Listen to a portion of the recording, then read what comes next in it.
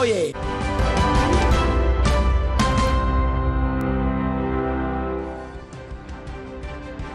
Turnamen sepak bola antar kampung menyambut HUT ke-80 kemerdekaan RI di Kecamatan Tapalang, Kabupaten Mamuju, Sulawesi Barat berakhir ricuh.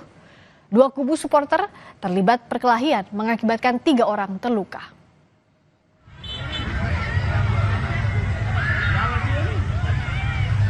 Supporter dari dua tim saling serang.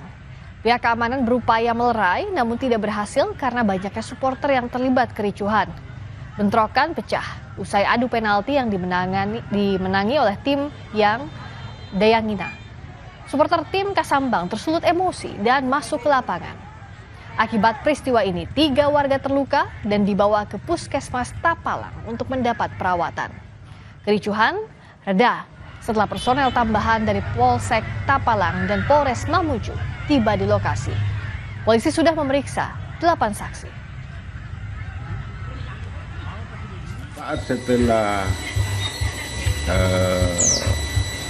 drama adu penalti kemarin, pertandingan sepak bola antara tim Dayangina dan Desa Kasambang yang dimenangkan oleh Desa Dayangina, warga atau supporter tim Kasambang ini tidak menerima kekalahan itu, sehingga salah satu dari warga Kasambang berlari masuk ke lapangan mengejar warga Kurili. Pemain Timnas Indonesia U17 Muhammad Pirza Firyatullah jatuh ke lubang pembatas lapangan Stadion Utama Sumatera Utara usai mencetak gol ke gawang Tajikistan di ajang Piala Kemerdekaan 2025. Usai mencetak gol pertama Timnas Indonesia, Mirza bermaksud untuk merayakannya dengan penonton di tribun. Namun saat mencoba menyeberangi pagar, ia malah menghilang. Penyerang Persik Kediri ini rupanya jatuh ke dalam buffer zone atau parit pembatas tribun penonton.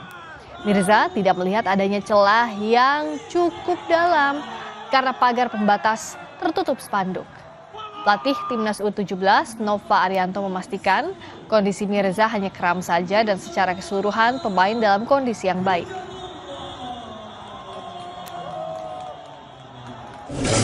Si Mirza yang kita sempat jatuh, mana kondisinya?